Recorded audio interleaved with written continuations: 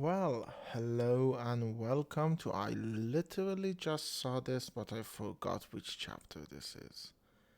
It's chapter 49. Welcome to chapter 49 of The Last Thoughts of a Busy Mind. And this one I'm going to call, because I'm trying to be poetic, why wouldn't you? I'm going to call this one the official stamp of talentlessness. Though I might change it to the official stamp of discredit, but talentlessness is actually more appropriate here. And it all comes from the week I had. Well, first of all, the drink today. It's probably one of the healthiest thing. I think one of the chapters my drink was water. That was the healthiest thing. But this is the second most healthiest thing. It's a 50% juice mix, so it's probably the healthiest thing I ever ate. Even though I have the staple of this show at this point, if this show ever becomes big and gets merch, I think blue curacao syrup and water is going to be the merch. But I have it in a picture. But for this recording, I took a juice mix of pomegranate and sour cherry. And just the thought of that doesn't make you, you know, drool with just excitement. You have no soul. I'm sorry to inform you of that. But let me take a sip. I'm drinking it from a cup. At the halfway point of season 3, I think we started using glasses instead of just drinking out of a bottle, and I've been happier ever since. Mm. God damn it, it's good. Pomegranate and sour cherry are just two amazing fruits. I've realized all of the best fruits are red: cherries, pomegranate, grapes, watermelons. Great food is oftentimes red. Anyways, why the official stamp of talentlessness? Well, first of all, vaccine update. Tomorrow I'm going to go get my second dose, and if you're listening to this and you are not yet vaccinated, do go out, get the vaccine. It does hurt a little bit, but all it's a needle going into your arm. It's going to hurt. And I got Sinopharm, by the way, because I live in Iran and we don't have Pfizer and Moderna. There was AstraZeneca, but I don't know. It wasn't on the hub I went to. They just had Sinopharm and the Persian vaccine, and I don't trust the Persian vaccine, so I took the Sinopharm. And today I was supposed to get it today, but that's the thing. I had a written test. I've talked about it before. I went through with concours, which is sort of like a SATs that you need to take from each degree to the next. So yeah, I have my bachelor's degree in cinema directing. I need to get it though. I need to go to the university and grab the degree. But aside from that, for getting my master's, I need I needed to take the concours again, the sort of the SAT thing, and I didn't do good because I didn't study for it. um, and so I in on top of cinema, I also put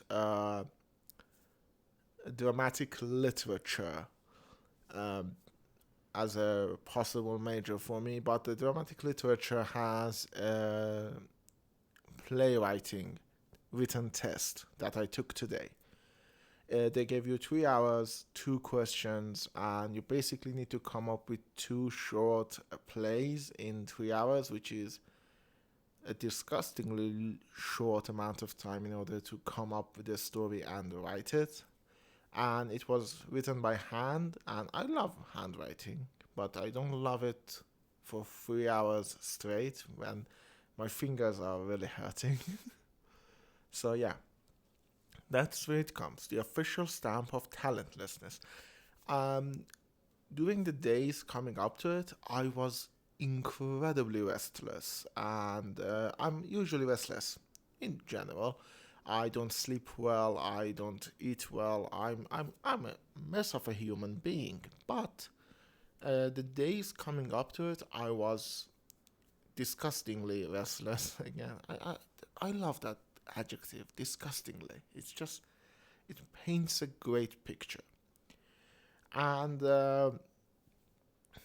so I did a lot of things to relieve my brain. I played Warcraft 3 again, and Warcraft 2 actually, and 1 I played for the first time. And I might do a video for Warcraft 2, a short one for YASP. For those of you who don't know what is YASP, it's the show that is on right now on a hiatus. And I don't know if Amireza is going to listen to this, but fuck you, dude. Let's make the next episode. We have only 2 left. Let's finish the season. And yeah, it's on second season, and it's actually kind of fun. I love the man, even though he drives me nuts. I want to kill him right now. Um, but I love him nonetheless. And I've actually done something more. I will talk about this more when it's no longer in my position. I've done something that is personally important, and yeah, I watched and I played Warcraft, and I watched a lot of Warcraft content even before recording this. By the way, I'm recording this at 12 a.m. Again, it's early on Friday. I don't know why I just don't.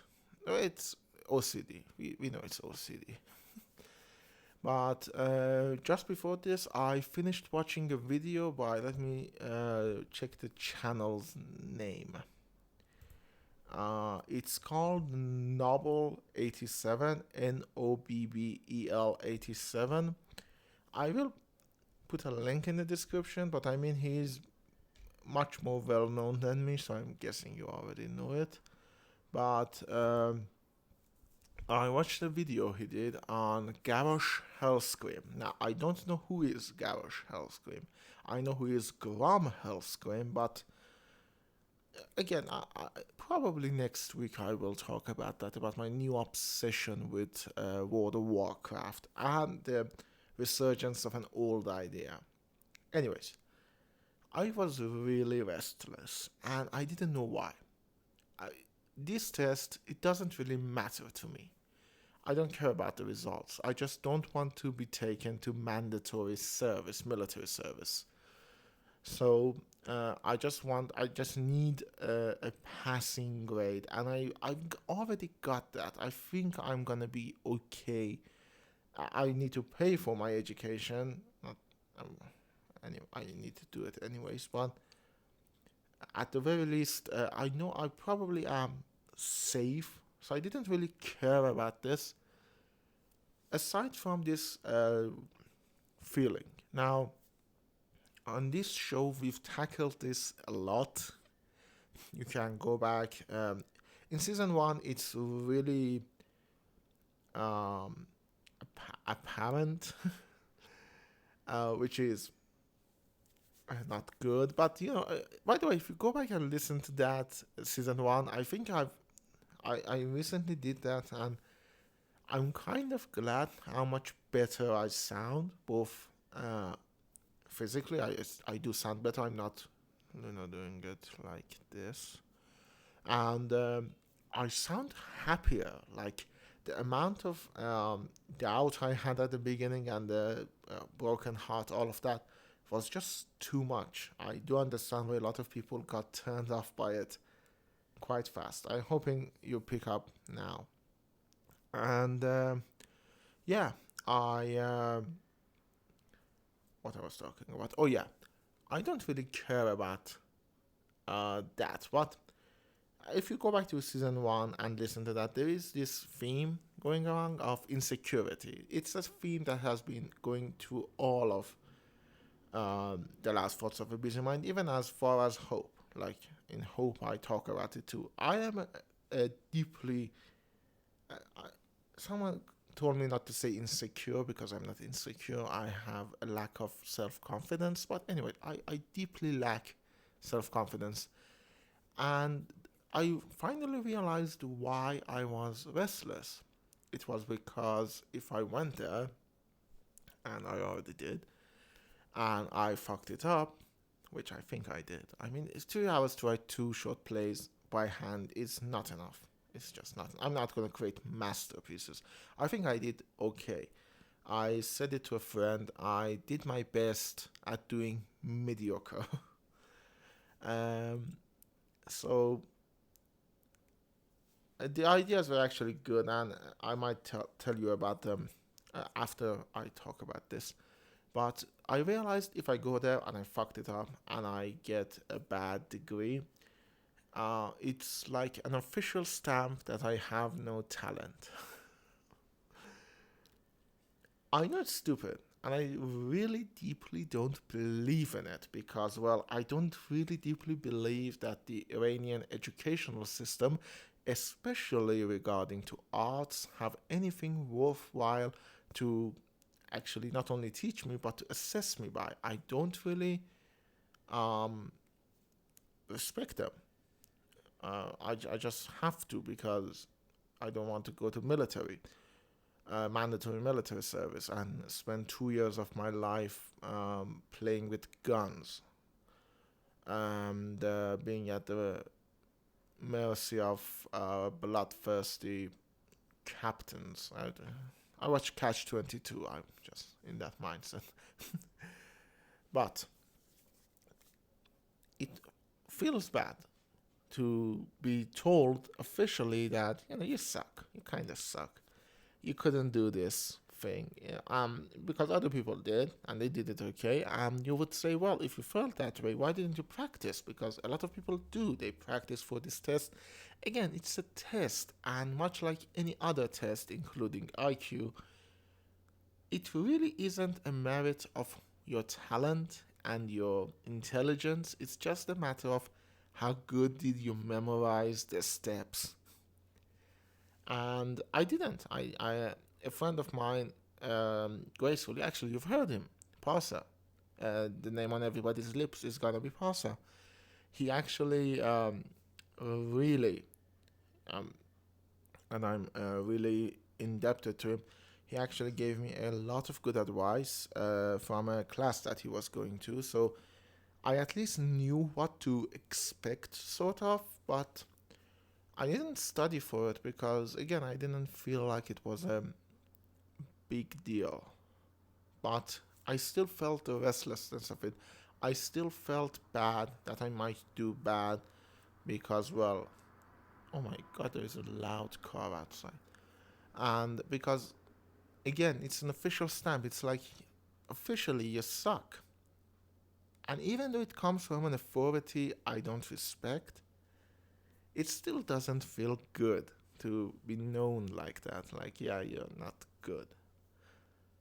So that was the feeling that I had during the week, and I learned it way later because if I learned it like at the beginning of the week when my restlessness was meek, I could have prevented it and had a lot better sleeps. But no, I just let it run wild, as I usually do with mental health. I just let it run wild until it becomes an issue where I sit down, think about it, uh, throw my feelings in the mix, and realize what is the problem. So yeah, this really kind of I should have learned it sooner.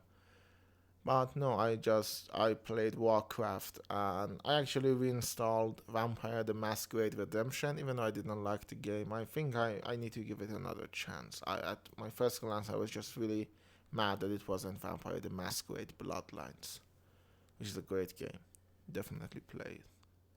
But yeah, and with 5 minutes left, let's talk about what I did at the test.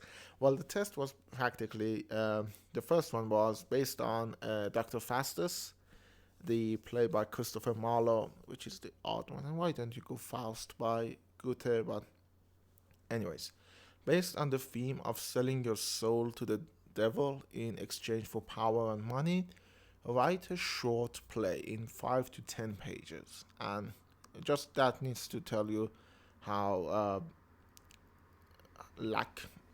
how much of a lack of a structure these tests have, because with my tiny ass handwriting, my 5 pages is basically 12. Anyways, that's not the point. I went with the idea that I promptly stole from Interview with the Vampire and had this guy, whose name is Ferdowsi Arjumand. It's a Persian name. It's an ironic name because Ferdos is a name for heaven, and he sold his soul to hell. Oh, how ironic! And he's being interviewed for an article about his newest project. He's a landlord and whatever the fuck Trump was making buildings and all of that, infrastructure and all of that. I can't remember, but and he's really big, and he seems to know the future because he knows what properties to buy uh, when the prices are low, and what properties to sell to get the most profits. Well, and so he talks to this reporter and slowly reveals that this part I stole from American Gods. His grandmother had seen a jinn, Ifrit, whatever, the fiery beast, and he realizes that when he was at his worst, he didn't have any money. He was stranded in Tehran, homeless. He gets visited by a jinn and actually sells his soul and becomes this powerhouse, and it does a good, again, not to toot my own horn, but does a good villain monologue about I know I'm going to die alone and I'm going to hell, but until then I fucking own you. Go out, get married, have kids, and if you're lucky, you will become a resident at one of my high rises and pay rent to me. And that was the first one. That took most of my time. I had 3 hours. That one took 2 hours. The second one was they gave us a scenario and told us to develop it more, and I don't have much to talk about it. I don't have much time to talk about it. It was like you are stranded in a wilderness, there is a snowstorm, and you go to a cafe, and it's weird. And that night something happened that changed your life. What would you write? And I developed it into this guy being inside this cafe and not realizing, we as the audience, we get it because at some point he leaves and we hear the conversation. These are cannibals, and basically they just eat people and talk about eating people, and they sort of keep him and say we have enough food for us to last tonight and tomorrow lunch, and if nobody comes that is better suited to being eaten than him, we're gonna eat him. And I ended it there because they said it can be part of a play, and I said, well, you know the idea, you know the characters, you know the idea. From here on forward, um, it's a mystery, whether he survives or not. Here comes the tension. Let's see what he can do. And that was the two stories. Again, I think they were good ideas. I stand behind my blatant plagiarism of Interview with the Vampire, and I said they are good ideas. I just need to implement them better. And maybe I will. I have free time. I can write them. And with that said, with 30 seconds at hand, I want to tell you that do send me a message on Anchor. You can find the link in the description in YouTube. And if you're on any other website, go to YouTube and find the link. If you're listening to this on Anchor, there should be a message button. Do send me a message and I will play it at the beginning of the next episode. In the meantime, I hope you like, share, all of that. And do tell me what you think of the show. How has it been? And I hope to see you all next week.